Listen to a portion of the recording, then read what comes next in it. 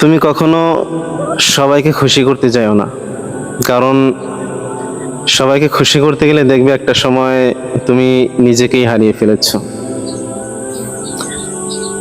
তোমার সফলতার পিছনে দেখবে তোমার আশেপাশের অনেক মানুষ অনেক কথা বলবে, কিন্তু কেউ তোমার সফলতার জন্য তোমার পাশে দাঁড়াবে না। তাই নিজের সিদ্ধান্তে কখনো হস্তক্ষেপ করো না অন্যের কথা শুনে। নিজের সফলতার জন্য নিজের সিদ্ধান্তকে প্রাধান্য দাও, কারণ যারা তোমার কর্ম নিয়ে কথা বলবে তারা তো শুধুমাত্র তোমার মৃত্যুর পর তোমার 3 দিনা বা 40 খেতে গিয়ে এই কথাটাই বলবে যে গোস্তে লবণ কম হয়েছে অথবা গোস্ত ভালোভাবে সিদ্ধ হয়নি। সুতরাং বি কেয়ারফুল, তোমার লাইফ তোমাকেই সাজাতে হবে।